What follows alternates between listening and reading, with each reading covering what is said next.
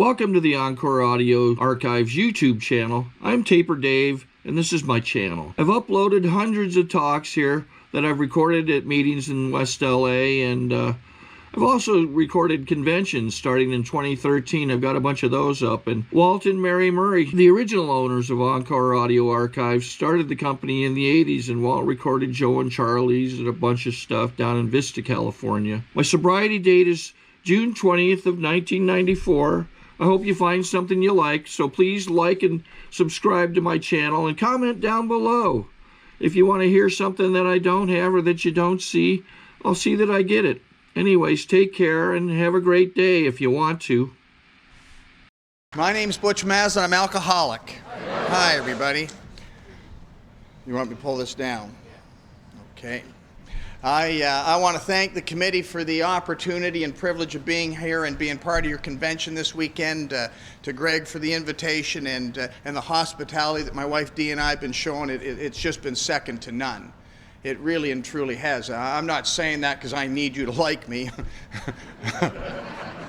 I'm saying it because I truly and sincerely mean it. I mean, they sent us a week or a couple of weeks ago a beautiful basket in our home in Canada with some stuff in it, and that my wife was real excited about. That's all that matters. We keep her excited. And really and truly, it is good to be here, and what Greg said is true. You know, sometimes we come to these conferences and stuff, and we see some of the best that Alcoholics Anonymous has to offer in the attendance and the people and the excitement and stuff. And if we don't get to go to maybe some other places, we don't get to experience all of it. And it is true that there are places that are the enthusiasm and the love for AA and the commitment to Alcoholics Anonymous is stronger than others. And it is very evident to me that that is the case here in Syracuse, New York. Absolutely evident to me.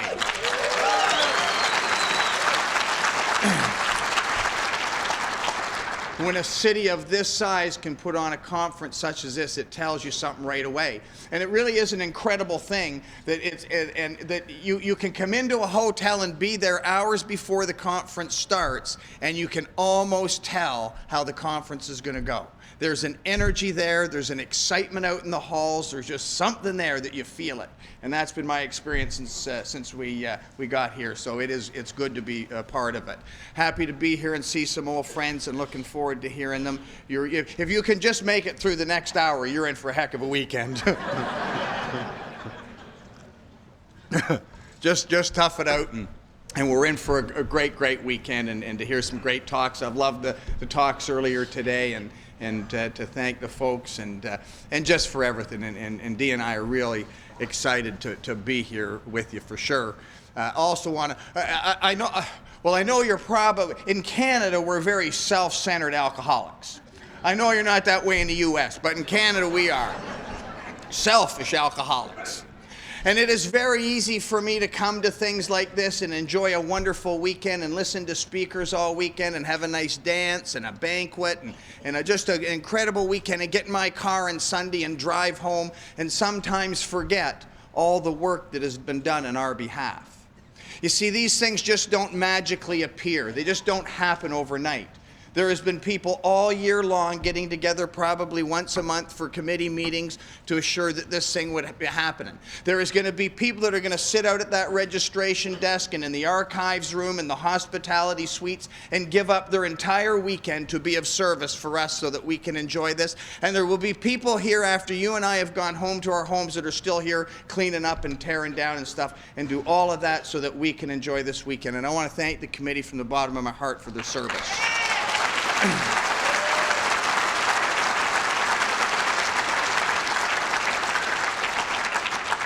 Because it is my belief that that's what recovery is all about. Not talking and discussing, but doing.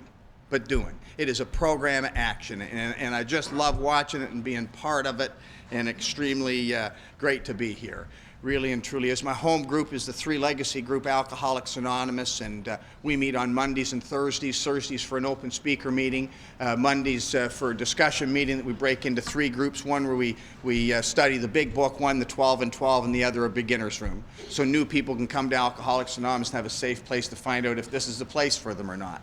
And we practice all three legacies. They're not just talked about. I'm a guy that believes that for recovery to happen, for when a new guy and a new gal comes to Alcoholics Anonymous, if they come to a group where all three legacies aren't firmly in place, not just talked about but practiced, their chances of recovery become much, much less. And so I want to be an effective member of Alcoholics Anonymous, and I want to belong to a group where all three legacies are practiced. It's not just about personal recovery. There's a unity there as a group, and where service is practiced and sponsorship is in place, and those service commitments are there. And that's what you'll find if you come to our home group on a Thursday or Monday night, and if you're ever in Ontario, Canada, we'd love to have you there. I love coming to the United States. Always have. Love drinking here, love being sober here. You know, our program and our big book and our steps, the purpose of those steps is twofold. One, to allow us to find a power greater than ourselves that will solve our problem, and the other is a deflation of ego at depth. Because that's the alcoholic's problem, the ego. Selfishness, self-centeredness, without us ever knowing it. And if you're new to Alcoholics Anonymous and haven't had an opportunity to go through our book and these steps yet, or maybe not so new to Alcoholics Anonymous and haven't gone through this book and these steps yet, probably isn't happening here, but it does in Canada. You can count on your fellow members to deflate your ego for you. You can count on the alcoholics to do that for sure. Greg had called me a while ago, and he'd mentioned to me, he was talking to me on the phone and that, and he was telling me a little bit about the conference. He says, boy, he says, you can count on having a big crowd when you talk on Friday night. I thought, well, that's nice. He says, yeah, he says, because we have a good band that's playing after you.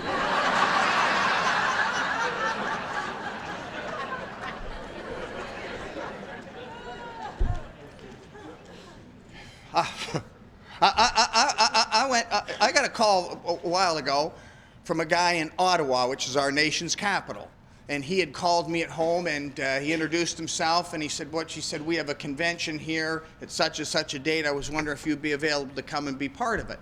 I said, let me look at my book. And I looked at my book. I said, well, it's a free weekend. I said, do you just have the one convention in Ottawa? He said, yeah. I said, it's at the Crown Plaza Hotel? He said, yeah. I said, well, I think it's only fair to tell you, I talked at your conference maybe 3 or 4 or 5 years ago. I can't remember, but not a long time ago, and it might be a little soon for me to come there again. He said to me, he says, are you sure you talked there? I thought, what does he think, I'm lying to him? I said, yeah, I told you, it's a Crown Plaza Hotel. He said, yeah. He says, well, listen, Butch, he says, I've been on that committee for a long time. He said, I don't remember you.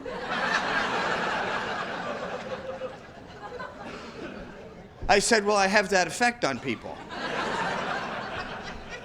I said, listen, what do you say we do this? Why don't you talk to the committee, and if the committee wants me to come, I'm happy to come, but if they think it's too soon and want to get somebody else, I fully understand that. He said, I'll do that, Butch, I'll give you a call in the week. He calls me back a week later. He said to me, listen, Butch, he said, I've talked to everybody on the committee. Nobody remembers you.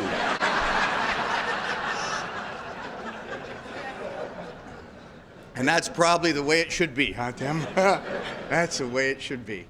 When I say I'm happy to be here, I am happy to be here because alcoholics don't always get where they're going. Drinking alcoholics seldom get where they're going. But sometimes even sober alcoholics don't get where they're going. And I'll share with you what I'm talking about. Greg alluded to it. Let me just say this, that there was a time in my life I was not allowed in the United States of America. Let me add, nor should I have been. They said, we have enough people like you here already. We don't need to import them. So I applied to the United States Department of Justice for a waiver that would allow me to come into your great country. I have it right now in my room. It's a beautiful piece of paper, about that big. On the top it says United States Department of Justice, and it has my name on it. And it allows me to come into the USA on humanitarian grounds. I don't even know what that means. And anyway, when I come here, I have to show that every time. Dee and I did it the other night, and I go through a little bit of a rigmarole, and sometimes a big rigmarole. But anyway, I don't know about you, but I, from time to time, can misplace things. So when I got that waiver, I made 25 photocopies, just to be safe. And anyway, I'm going to talk at a conference in Illinois a number of years ago, and And also when I come to your country, they want to know where I'm staying. Now, they don't want to know I'm going to Syracuse, New York. They want to know precisely where I'm staying. I don't know why, but they want to know. So anyway, I'm going to this conference in Illinois. I get all my stuff, and I generally like to fly early on Fridays and get to the convention early and be part of the stuff. And I get all my gear, and I'm getting ready to go, and I can't find my waiver. I said to my wife, I said, where's my waiver? Like it's her job to know where my waiver is. She said, I don't know, Butch, it's wherever you've put it. I said, no, it's not, you've lost it. She said, listen, take one of those photocopies, get going, you're going to miss your flight. So I get all my stuff, I get that copy, I go to the airport. Please don't misunderstand what I'm going to say. Our border agents, our custom agents do a wonderful job protecting our borders. God bless them. But I think when those guys and gals go to custom agent school, they teach them how not to smile. Serious bunch there. So anyway, I get there, I get all my gear, and I go up to this guy who's a young guy at the counter. I gave him my stuff, and I gave him my waiver. He looks, he says to me, he says, what are you, a criminal? I said, well, you know, perhaps you might have said that at one time. He says to me, he says, this is a photocopy. I said, yes, sir, the original's at home for safekeeping.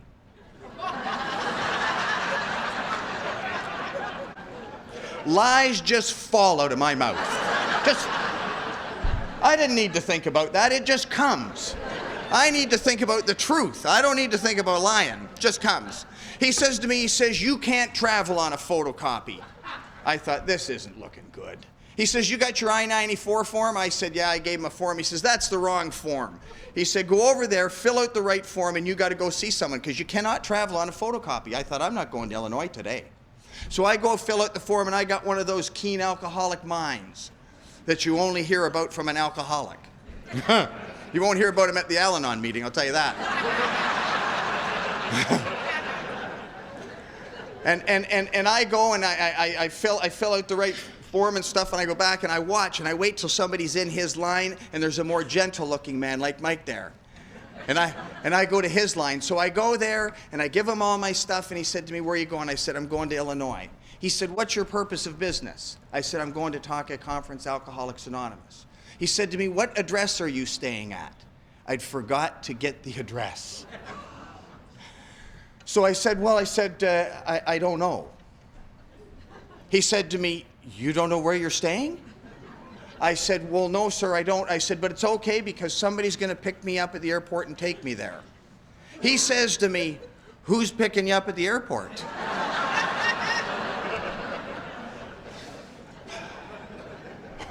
I said, I don't know.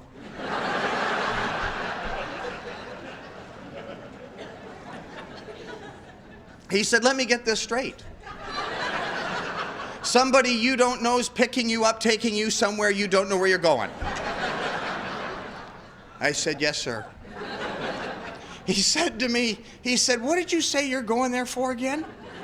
I said, I'm going to talk at Conference Alcoholics Anonymous. He says to me, what are you going to talk about?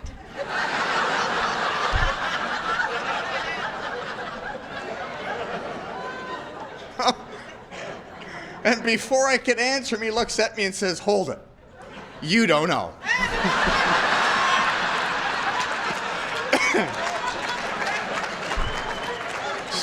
So I'm happy to be here tonight.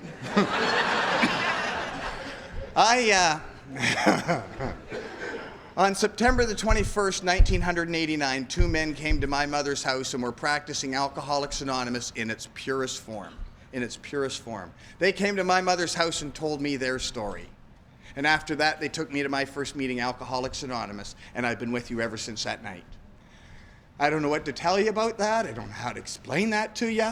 I just need to tell you that's what happened to me. And I realize that I'm an extremely fortunate man for that experience, because that's not everybody's experience in Alcoholics Anonymous. A lot of people come to Alcoholics Anonymous, return to drinking, and come back to AA. A lot of people come to Alcoholics Anonymous a number of times and return to drinking and come back to AA. A lot of people come to Alcoholics Anonymous, return to drinking, and never come back to AA. But that was my experience. They took me to that meeting that night. I was a hopeless, helpless, chronic alcoholic, had been for many, many years, went to that first AA meeting, and I've been with you ever since that night. and I realize that I am richly blessed. The other thing is I've always loved coming to AA. Almost from that first meeting, I love going to meetings. I love conferences. I've always loved conferences, service days, assemblies, work. I've just always liked coming here. And again, I realize I'm very fortunate for that experience because a lot of people come to Alcoholics Anonymous and they're not too happy about being here. Some of them for a long time. But that was my experience. So I have no regrets since coming to Alcoholics Anonymous. None. Well, other than what, Greg, I do have one. I do have one regret, and that is that I didn't get to drink with some of you people. Uh-huh. I don't know if you've ever thought that or not, but I've walked away from some people thinking I'd like to have a little drink with that guy. Huh? I really have. I was at an AA thing a number of years ago up on the American-Canadian border in Sault Ste. Marie. And I went there, and on the Saturday morning, I get up and went out to have some breakfast. I was going to talk that night, and I picked up the local paper. I like to read about the community I've been invited to coming to. I have your paper upstairs in my room. I'm going to read it. And on the front page of the paper, there was an article. There was a man, they had arrested him, coming across the American-Canadian border, drunk on a stolen street sweeper.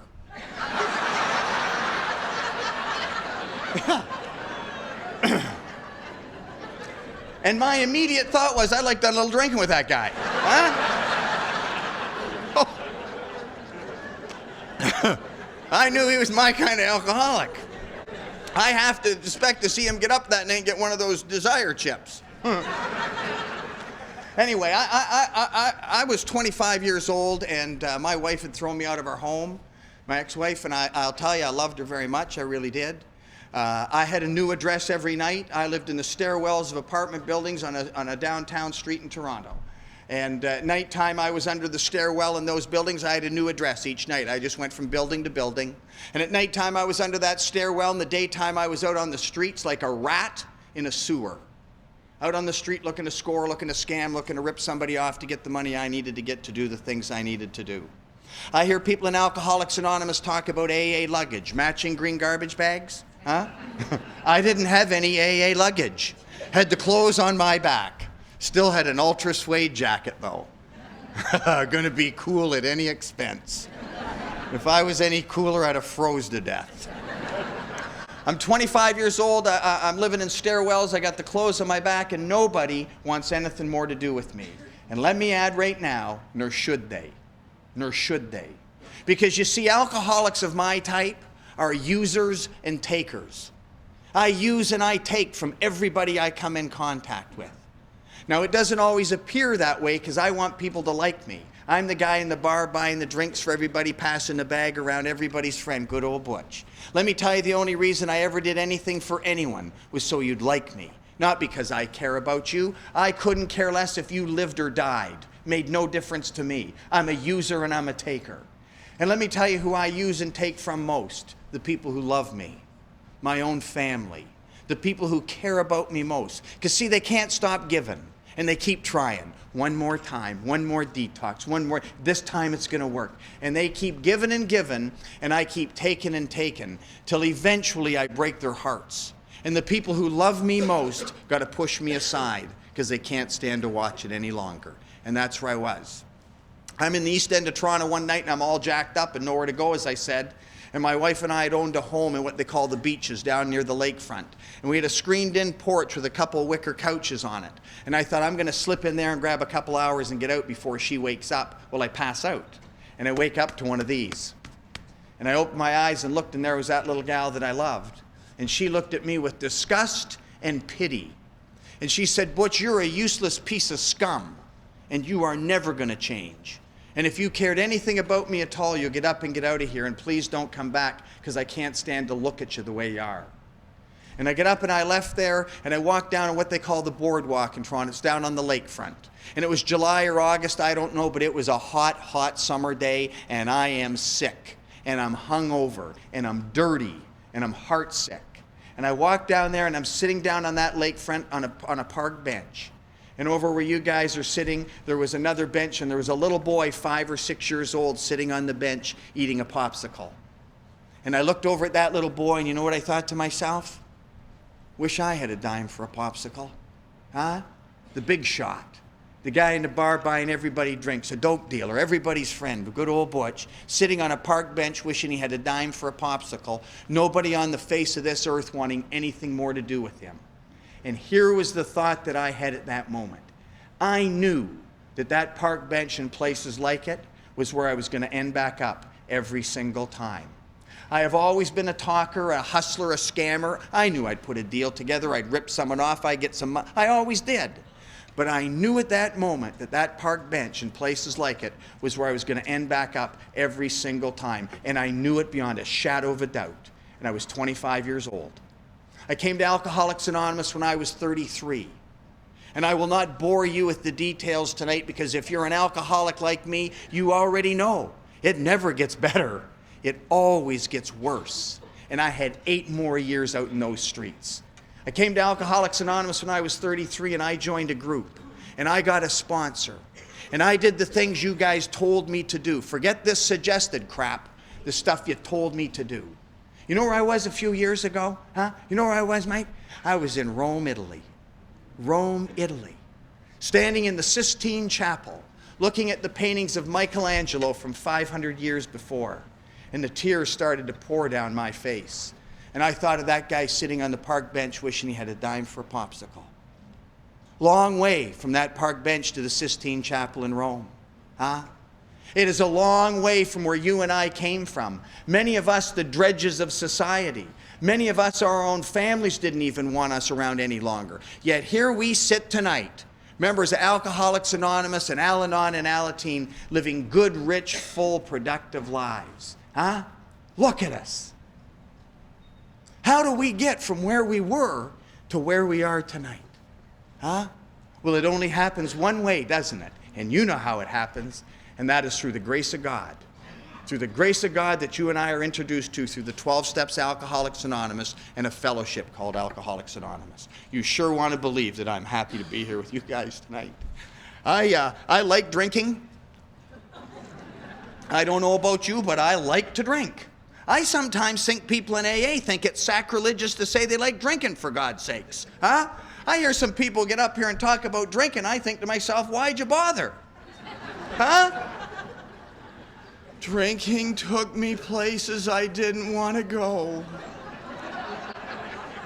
Really. Doing things I didn't want to do. With people I didn't want to be with. I'm thinking to myself, I wanted to be with those people in those places doing those things. Huh? I love to drink. I started drinking at a very early age. I hear people in Alcoholics Anonymous talk about dysfunctional families. Was my family dysfunctional? I have no idea. Let me just tell you, it wasn't the Cleaver residence around my home. There was lots of parties in my home. There was lots of drinking in my home. As a little boy, every weekend they'd have parties, and they'd let me play bartender. And I could take them beers and take away the empties, and they'd let me have swigs. And they'd say, "Isn't he cute?" And I loved that attention. So I started to drink when I was 4 years old. Now, I wasn't a daily drinker when I was 4. My allowance wouldn't allow it. I actively sought out alcohol. I was 12, 13 years old. I don't know. I got a guy to go into a liquor store, get us a couple of bottles of wine. I was going to be a wine connoisseur. 2 bottles of 4 Aces. I think it's what you call Thunderbird in your country. Huh? And I drank that wine. I'll tell you, any wine I ever drank had a cap, not a cork.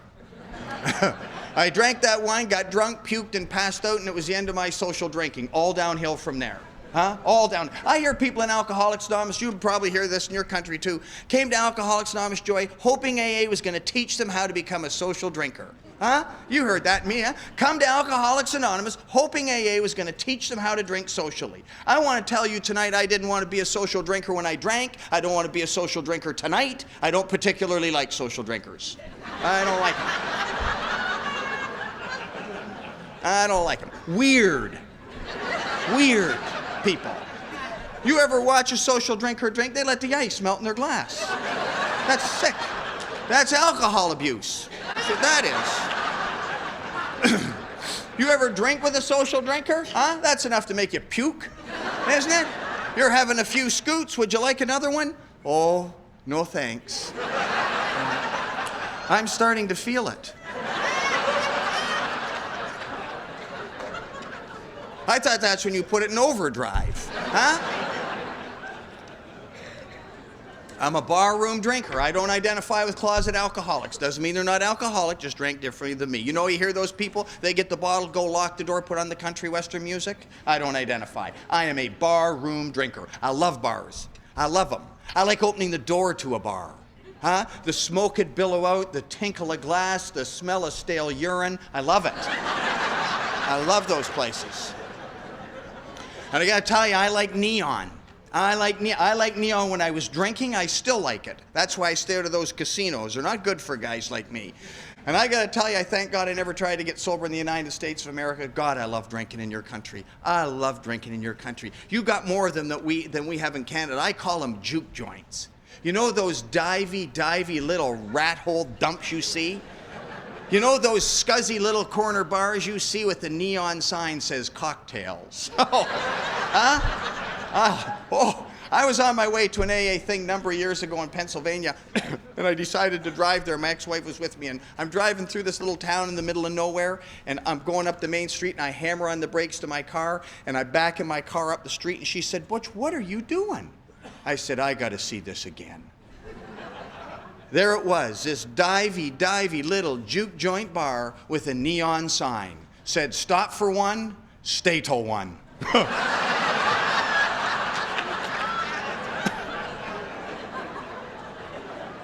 If I'd have been drinking, I'd have had that tattooed on me.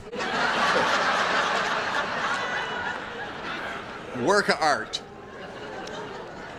I'm not going to talk anymore about my drinking tonight other than to very quickly share with you what drinking does to and for an alcoholic of my type. I'm not sure what drinking does for you, but I want to share with you what it does for me. It is important that we talk about our drinking in Alcoholics Anonymous. I just want to give anybody, hey, anybody here in their first year put their hands up? Wow. Welcome to Alcoholics Anonymous.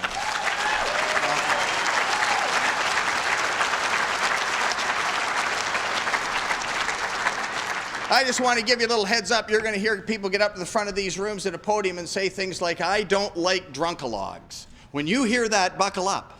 Buckle up. You're about to listen to 50 minutes of drinking. It is important that we share about our drinking in a general way for the purpose of identification. That's the greatest tool that we have in Alcoholics Anonymous. It's what makes Alcoholics Anonymous work. One alcoholic identifying with another alcoholic. And it is important that new people hear about our drinking for the purpose of identification. That's what makes Alcoholics Anonymous work for alcoholics. Other programs work for other problems. So it is important. But I've come to believe it doesn't matter if I'm drinking Dom Perignon or Aqua Shave. Doesn't matter if I'm drinking in the Fairmont Hotel or under a bridge in a box. It's what drinking does to me that's important, and that's what I very quickly want to share with you, what drinking does for me. When I look back through my life, the things I'm going to quickly share with you, I was not thinking them as they were happening. I was not seeing this as it took place. I saw it in recovery. I saw it as you took me back through my life, as you took me back through inventory. But I remember today being a young kid in school. I'd be in that classroom. I'd be 10 years old or however old I was, and I'd be in there and the teacher would be at the front of the class and she'd ask a question and she'd start looking around the class to see who she was going to ask to answer that question. And my head goes down like this. Oh, don't let her ask me. Because I know if she makes eye contact with me, she's asking me to answer the question, and I don't want to answer the question. It doesn't even matter if I know the answer to the question, I don't want to answer the question. When I went to school, we used to have to do book report. Get up in front of a whole classroom full of kids. No good. No good. I'd get up in the morning, I'd say, "Ma, I've been puking all night. I'm sick, Ma. I can't go to school. Please don't make me go today." Because I want to tell you something. I would be terrified at the thought of getting up in front of that classroom full of kids. Every decision I ever made in my life was based on fear. Most of it unfounded and ungrounded, but fear. I'd get goofy every now and then. I don't know if you'd get goofy like this, but I'd go on a 4-day bender, and I'd come home after a 4-day bender on a Sunday, and I'd say to my wife, "Honey, that's it. I've quit drinking. I'm not going to drink anymore." You ever make those rash sort of statements? I'd wake up the next morning thinking, "I shouldn't have said that. I shouldn't have said that." And I'd have to go to a wedding that following weekend. Did you ever go to a wedding sober? That's a bad deal. That is a bad deal for me. I would be at that church sweating thinking about that reception that's going to start in 3 hours. I'm now back at that reception and I don't have anything in me and that dance is going to start. And I'm going to tell you something. My hands are sweaty. I got a knot in the pit of my gut and I feel awkward and out of place and it is horrible.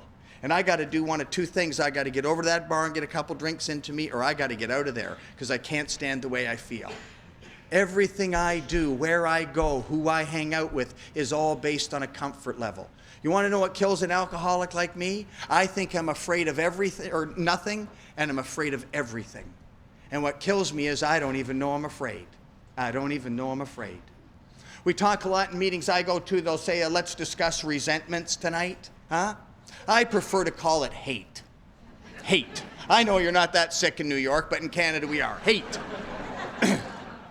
I'm the type of alcoholic, I'd be out driving in my car, and I'm at a red light, and I'm on the nod by now, and that light would turn green, and the guy behind me lay on his horn.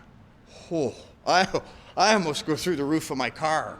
I want to get out of my car, go back there, open the door, drag him out by the throat, take a crowbar, and crack his skull open. I know you spiritual giants never thought thoughts like that. I do. I do. I'm not talking anger management here. No, I'm talking rage. I'm talking a white rage that I don't have a minute after and I don't have a minute before. But I have a rage inside of me that comes out every now and then that I have absolutely no control over. And I say things and do things to people I never wanted to do. And let me tell you who takes the brunt of my rage. It happens behind closed doors. It happens with the people who care about me. Because see, I already have their approval. I don't need theirs, I need yours. So I'm the nice guy around you, and they take the brunt of that rage. Lonely. I'm 25 years old, I'm staying in a subway platform in downtown Toronto on a Friday evening, all jacked up, and a train pulled up, and the doors opened, and a young couple my age got off that train holding hands, and they walked off into the night laughing and smiling. And I looked at that couple, and I thought, why can't I be like those people? Huh? Why can't I just be like other people? Why's all the trouble got to keep happening all the time? I remember walking through a nice residential area on a warm summer's night. I'd walk, it'd be just nice warm night. You know, you get that warm breeze and it'd just be getting dark out. And I'd walk down that street and I'd see the nice homes there. And I could see the television on in the home and in the family inside. And I feel like crying. Why can't I just have a nice home and a family like other people? Why's all the crap got to keep happening in my life all the time? From as long as I can ever remember, I was restless, irritable, and discontented. If I was drinking at this bar, I'd say, guys, drink up, let's go over to the other bar. If we're at this party, I say, guys, drink them up, let's go over to the other party. If I'm married to you, I should be married to her. Never quite right. And I don't know what it was like for you, but I'll tell you, I get one of those double vodkas, or whatever I was doing that day, it was like this.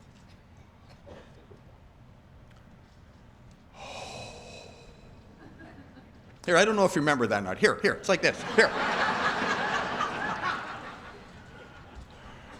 Oh, jeez. I did that in a meeting one night. 2 guys got up and left. They remembered the feel. You should see when I do that at Detox. They're on the ceiling. It's beautiful. Beautiful. I'd have a couple of those double vodkas, and let me tell you something, those sweaty hands would go away. That knot in my gut was gone. The rage subsides, the loneliness vanishes, and I walk into that wedding like I own the joint. And I am moving and grooving. And I'm talking to the ladies, and I'm sitting with my buddies, and we're drinking and snorting and carrying on. And at that moment, everything in my life is absolutely perfect. And the world becomes a much better looking place. And my perception of reality changes. Huh? And I get that immediate sense of ease and comfort. And that is why I drink alcohol, because I like the effects produced by it. But I'm alcoholic. Something happens to me when I start drinking that only happens to 1 out of every 10 people, called a phenomenon of craving. And I start drinking and I can't seem to stop. And I end up drinking 60 ounces of vodka and I smash up my car. I go out after work for a few beers with my buddies. I go on a 4-day bender. I get fired from my job. I tell my wife I'm going out for a loaf of bread. I run into Timmy and I'm gone for 3 months and now my wife's leaving. I'm out there drinking, partying, carrying on. I don't want to stop. I don't got no money, so I'm stealing yours. Now I'm going to jail. And what everybody focused on in my life was the crash cars, the broken marriages, lost jobs, going to jail. We looked at drinking. We never looked at alcoholism. And people told me from the time I was 18 years old, Butch, if you just quit drinking, you'd be okay, kid. And there was times I wasn't drinking, and guess what? I wasn't okay. I'm crazier sober than I was when I drank. But all those well-meaning people could see, and they were well-meaning, was that when I drank, the trouble that followed. So naturally, they said, stop drinking. But those well-meaning people had no idea how I feel when I'm sober. How could they know? I didn't even know. I would love to stand up here tonight, tell you I woke up one morning, HFC Finance was dying to lend me money. Work was thinking of promoting me. My wife was sending me flowers. And I thought, I think I'll join AA today.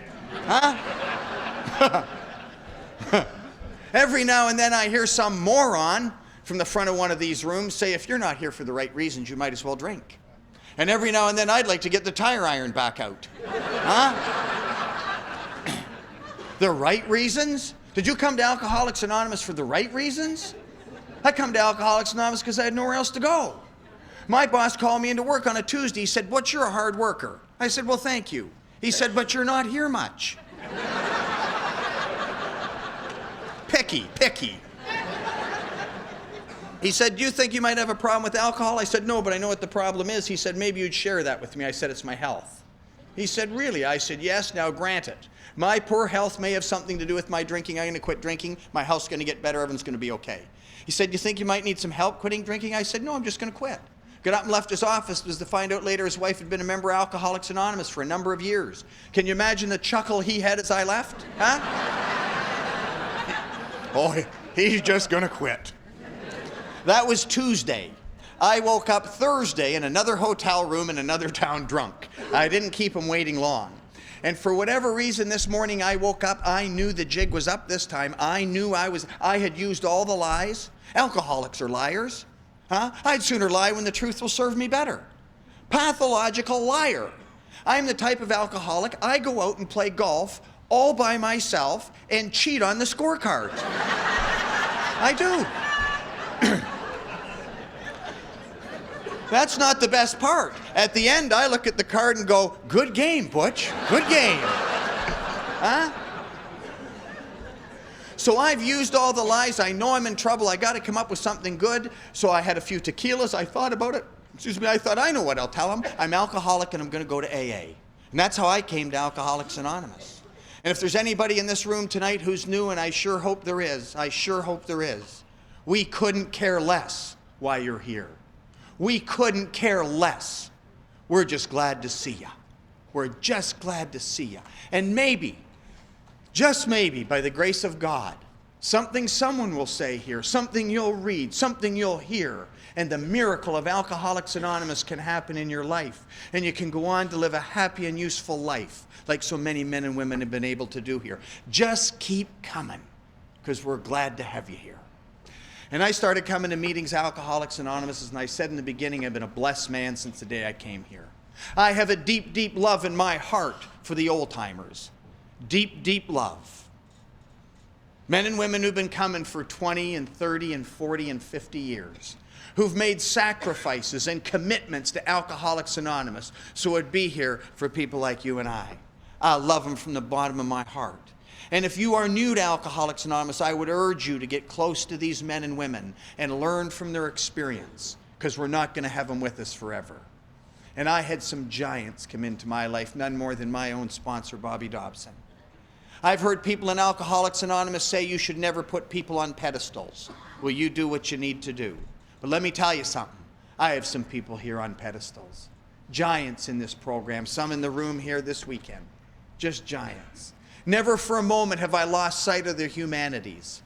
You want to know the greatest gift my sponsor ever gave me? The greatest thing Bobby ever did for me? It wasn't some profound thing that he said. It wasn't some brilliant passage in the book that he pointed out. The greatest gift my sponsor ever gave me, and the old timers continue, he allowed me to see his warts. He allowed me to see his warts. He allowed me to see him get afraid. He allowed me to see him get angry. He allowed me to see him get selfish. He allowed me to see him get lustful. He allowed me to see these things. Because if he didn't, and you don't continue to, I will never measure up. We are much more brothers and sisters in our defects than we are in our virtues, aren't we? And I had some of those giants come into my life. Absolutely blessed from the day one that I got here. You know, you were the very first people that helped me understand what my problem was. I don't know about you, but when I got here, I didn't have a clue. I had absolutely no idea. Now, I'd been told what my problem was. Lots of people told me what my problem was. I'd been told since I was 18 years old. My parents told me, courts told me, police told me, psychiatrists, all kinds of people told me, Butch, just quit drinking. Just quit drinking. You see, I had absolutely no idea. Didn't have a clue. I go to a detox at home on Mondays, not because I'm some saint, not because I'm a hero. It's the way I've been taught. I am the product of strong sponsorship, and I believe in strong sponsorship. And I'm a guy that believes that without strong sponsorship, my chances in Alcoholics Anonymous become very, very minimal. I believe that. And so I go there, and I'll be there Monday, 2 o'clock. There'll be 8, 10 guys and gals sitting there. And I'll say to those, half have been there 2 or 3 times before. I say to those guys and gals, any of you ever lose a job because of your drinking? Kind of a goofy question to ask an alkie. Half of them never had one. Any ever get in trouble with the law because of your drinking? Huh? Any of you ever have your family split up because of your drinking? Any of you ever hurt people that you love and care about because of your drinking? Any of you hurt yourselves because of your drinking? And by now, you ever see those cars with a little doggy in the back window, the head bobs up and down? I'm looking at a dozen heads bobbing up and down. And I say to those guys and gals, I say, I want to ask you a question. Knowing everything that drinking and drugging has done in your life time and time again, knowing the trouble that is caused, knowing the people that you've hurt that you don't want to, knowing what it keeps doing time and time again, can you tell me why you go back and drink again? And I look at the blankest looking faces you have ever seen in your life. And I say to those guys and gals, if you're an alkie like me, your answer to that question is exactly the same answer that I had when my mom and dad sat in a prison visiting room when I was 17 years old with the tears coming down my ma's face saying, Butch, why? Why again? You promised no more trouble. It's exactly the same answer that I had when I'd sit at a kitchen table with my wife and the tears would run down her face saying, Butch, why? You promised no more drinking. And I'd look at those people and you know what I'd say to them? And it was the only truth coming out of my mouth because I'm a liar. I'd look at them and say, I don't know. I don't know why. Because it's not what I want to do. It's not what I planned to do. I don't know. You see, you were the very first people that told me what my problem was. You said, Butch, drinking's not your problem, it's your solution. How you feel when you're sober is your problem. You are restless, irritable, and discontent.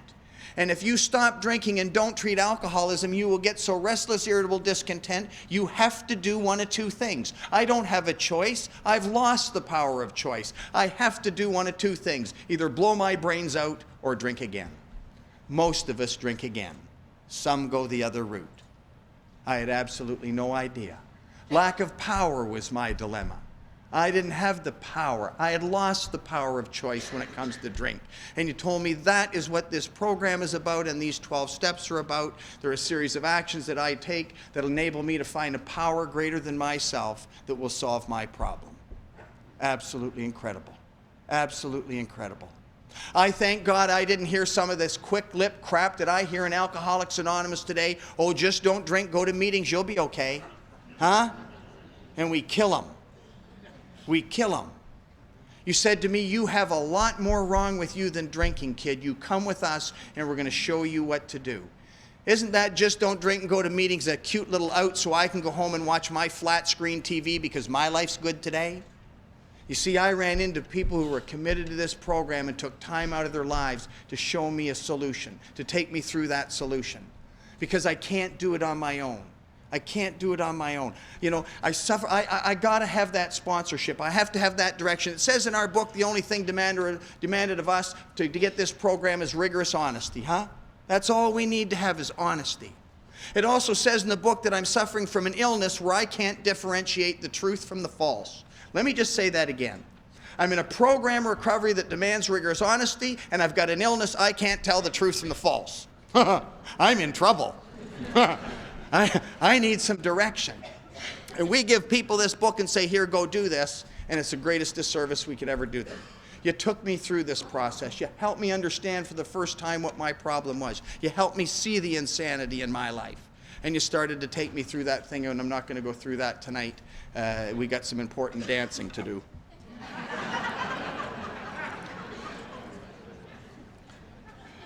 Whoa. But you took me through. You took me through the inventory. You helped me to see. You told me that selfishness and self-centeredness was the root of my problem. There was very many visible things. You know, finding out I was a lying, cheat, and a thief was not news to me. That wasn't a revelation to me. I knew that. But I'm going to tell you, when you're somebody that needs people to like you and wants everybody to like you, you have no idea how full of resentment and hate you are. When you're a guy out in the streets trying to be a tough guy, you have no idea how full of fear you are. I had absolutely no idea how selfish and self-centered that I really was. Because I'll tell you something, if you'd have asked me when I come to Alcoholics Anonymous, Butch, what sort of a guy are you? I would have told you I'm a nice man. I'm a heck of a good guy. And you could have hooked me up to a lie detector test and asked me that question, and that needle wouldn't have moved. Because I believed that. Do you want to know why I believed that? Because I judge myself by my intentions. My intentions were always good. Unfortunately, the world judges us by our actions. My actions didn't compare to my intentions. Selfishness and self-centered. You taught me the basic fundamentals of Alcoholics Anonymous. You taught me what it meant to join a group and be a member of a group. You taught me things like we go to our business meetings. You got me to start to understand about our traditions. You urged me to read about our history. AA Comes of Age, Dr. Bob and the Good Old Timers. Pass it on. You said, if you're going to spend your life in this program, does it not make sense you want to know where we came from? You taught me about 3 legacies here. It's not just about coming and looking at me. You gave me basic fundamentals, and you told me that selfishness and self-centeredness I had to be rid of, or it's going to kill me. And it's a program of change. It's a program of action. And the actions start small and they start to grow. You taught me basic fundamental changes. You taught me things like, Butch, we want you to come to the meeting early, go to the washroom, get your coffee, sit down, and be quiet. Maybe you don't want to listen to what's going on in that meeting, but maybe those gentlemen sitting there would like to. And for once in your life, why don't you think of someone else other than yourself? It was true. I come to Alcoholics Anonymous. I'd been on the street since I was 13 years old. I had a sewer for a mouth. I didn't know any other way to talk. And nobody embarrassed me or centered me out in an AA meeting. But you took me aside after the meeting with love. And you said to me, kid, this isn't some juke joint bar room you're sitting in now. This is Alcoholics Anonymous. This is a classy organization of ladies and gentlemen, and we don't talk that way in Alcoholics Anonymous. And maybe that filthy language doesn't bother you, but maybe it bothers those gentlemen sitting there. And for once in your life, why don't you think of somebody else other than yourself? It was true. And the changes started small, and the changes started to grow. And you took me through this beautiful program so I could start to have that awakening, sufficient enough to remove that obsession. And you took me through this stuff. I just do this to give new people hope.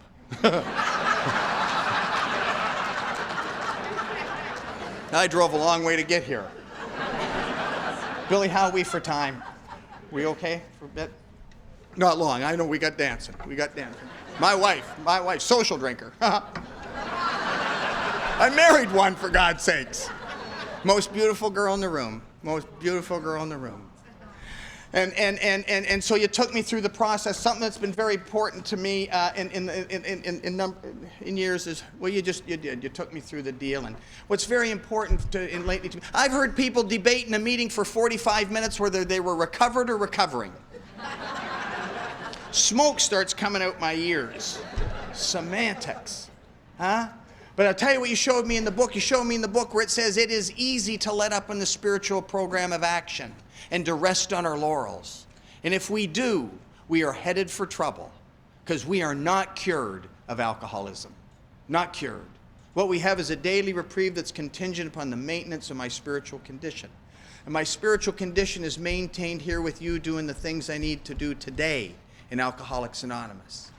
It is easy to let up in the spiritual program of action.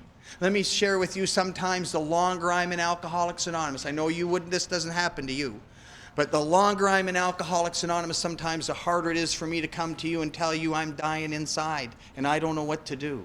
Can you help me? because I've been sober for a while and I'm an active member of Alcoholics Anonymous, and I want you to think I have it all together. Sometimes the longer I'm in Alcoholics Anonymous, the easier it is for me to become critical and judgmental. I know that doesn't happen to you, but it can to me. Look what they're doing over at that group. Look what that couple's doing. Look at that. Look, yeah? Easy. It's easy to let up in the spiritual program of action and rest on our laurels. I go to my home group. Dee and I were there last night, and I know almost everybody there. I sponsor half that group. I have a lot of friends in Alcoholics Anonymous. And I can go over at that coffee machine and drink coffee and laughing and scratching and visiting with Timmy and all my friends, and that new guy can walk through the door and I don't even see him. I know you'd never do that. Easy to let up in the program action. Alcoholics Anonymous is about what I'm doing today. My maintenance today. I cannot stay sober today and spiritually fit because I used to be a GSR. I cannot stay spiritually fit today because I used to go to the detox. I cannot stay spiritually fit today because I used to make coffee at my home group. Alcoholics Anonymous isn't about what I used to do. It's about what I'm doing today. The action that I'm taking today. And I'm going to tell you,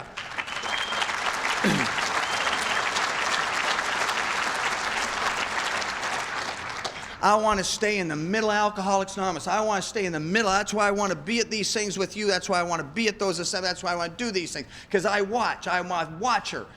And I'm going to tell you something. I have a lot more to lose today than I did 20 years ago. And I don't ever want to lose that. I don't ever want to lose what I feel when I'm here with you. I was talking at a noon-hour meeting. I don't get to many noon-hour meetings. My sponsor suggested I work.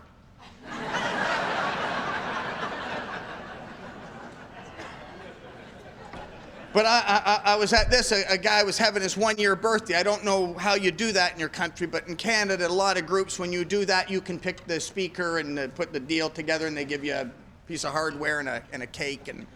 And anyway, this fellow had asked me to come and talk there at his birthday, and I did. And he was a gentleman in his 60s and stuff, and he was there, and he was sitting in the front row, and his wife was with him, and his daughter and granddaughter and son. And he got up to receive his one-year medallion from his sponsor, and overwhelmed with emotion, crying. And through that tears and emotion, tried to express his gratitude to Alcoholics Anonymous for everything that he'd been given. And it was very touching, and it was very sincere, and it was a beautiful thing. And I have watched hundreds of those. And isn't it incredible that many of those people return to drinking? Why? That man meant that with every fiber in his being, as many, many thousands others have. Why would we walk away from this? And I believe sincerely it's because we let up on that spiritual program action and start to rest on our laurels. Alcoholics Anonymous is about what I'm doing here today, not what I used to do. And I'll tell you, the insidiousness of alcoholism is that drifting and that resting and letting up happens long before I ever see it. I don't even see it coming. I don't even see it coming till it's too late. So it's important that I stay here with you for 5 more minutes. We're out of here.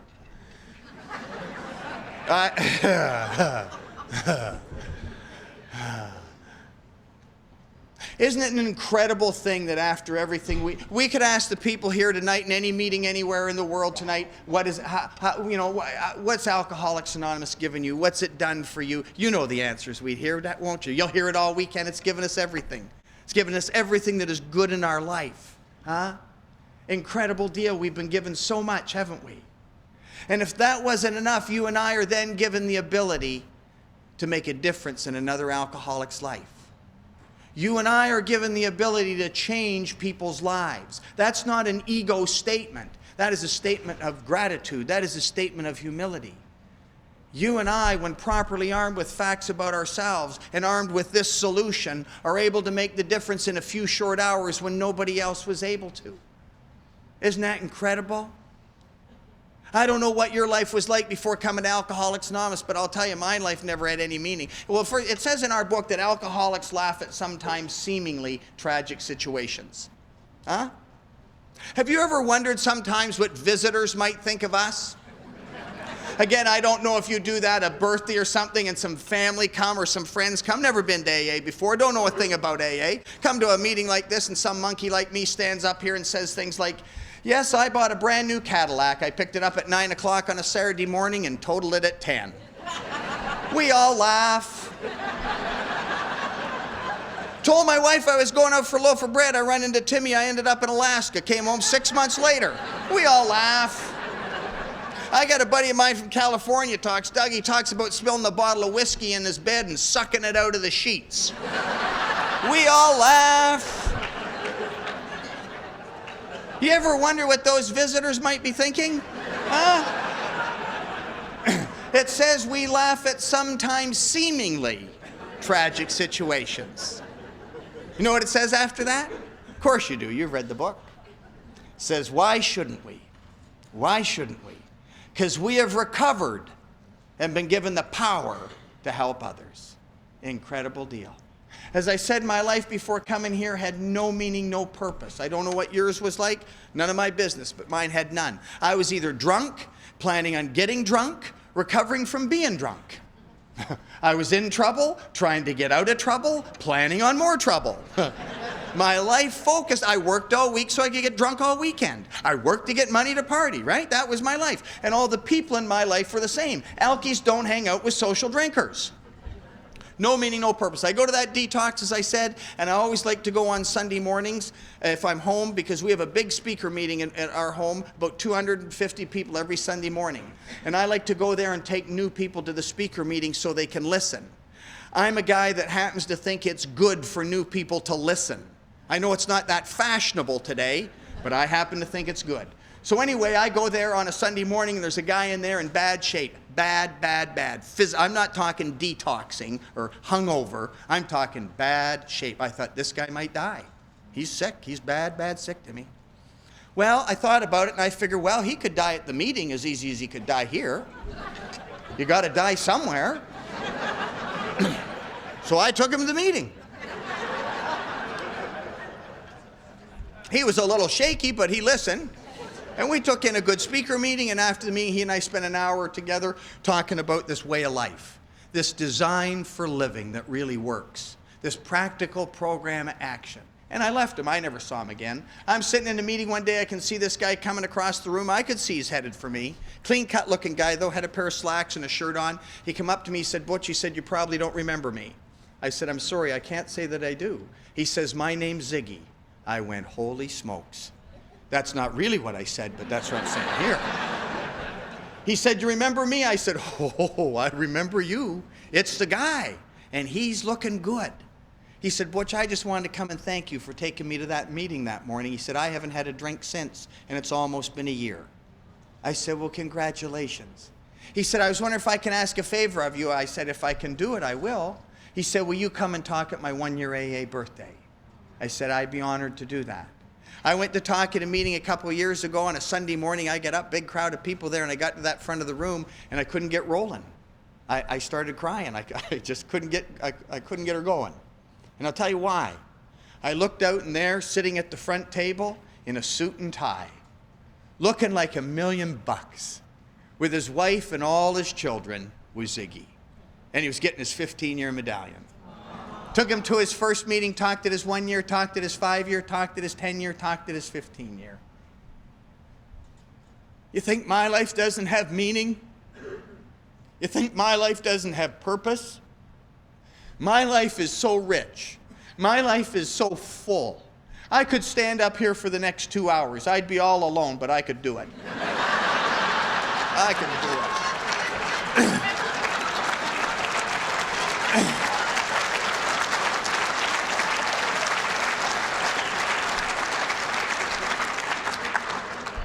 Talking to you about things that have happened in my life since I came to this program and did the one thing that we do 100% here. The one thing that we do 100%. We practice this thing, don't we? Don't you love when we read it, how it works at every meeting at the end of the 12 steps? We go, oh, what an order. I can't go through with it. Don't you love what it says after that, though? Don't worry. Don't worry. None of us can.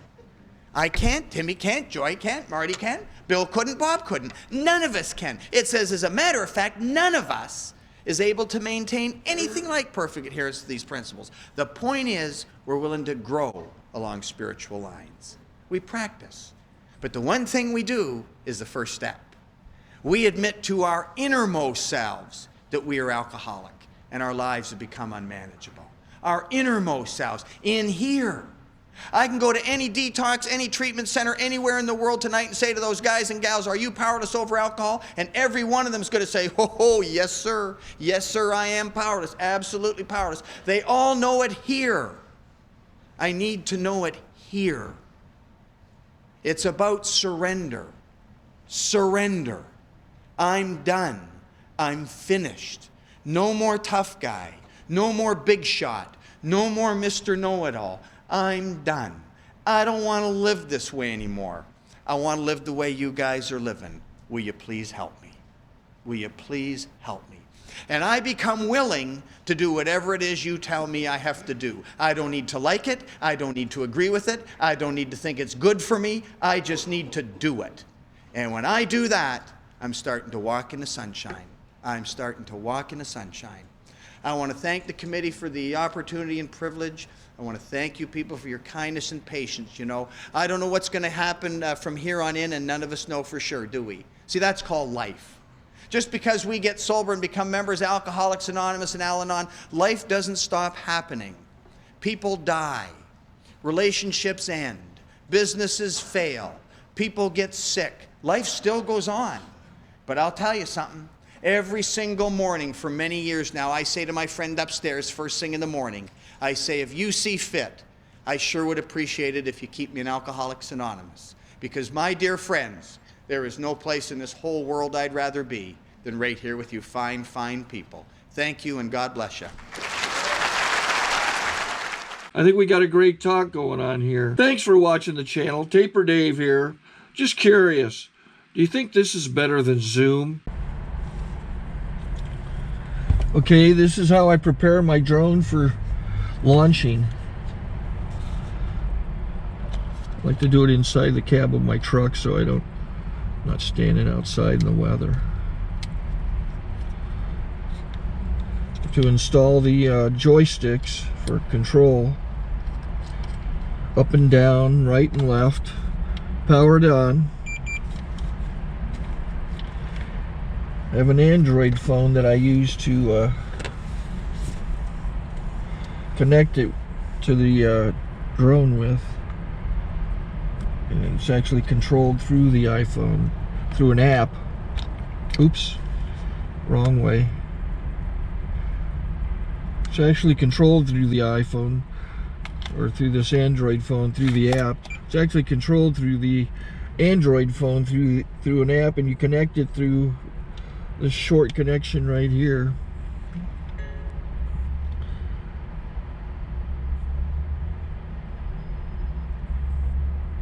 Remote control connected. Remote control's connected. So I pull out the drone. I have to extend the legs. Long legs extended first, then the short legs. Remove the gimbal protector. Set that aside, then power it on one short burst, then one long burst. I lay it down. So I have to go to calibrate. So the drone's not connected yet. It shows you here as this drone gets disconnected, even though the remote's powered on. So the drone has to establish it's connected. So I go into the app to calibration mode. First I'll calibrate the remote controller. Start calibration. Out, in, oop, out, in, up, down, and then this little wheel is to control the gimbal. So it's calibrated. Go to gimbal calibration, start calibration, and then it calibrates the gimbal. what that shows up. The gimbal's moving all over the place. Changes, you can see it on the video.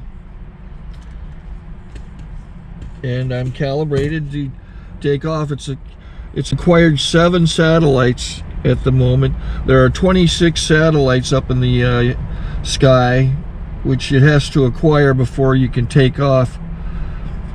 So it's connected. It's got enough satellites. This is white. I can go to press this little arrow button, swipe right to take off, and it would start the motors if I slid this to the right. But I'll wait till I get outside.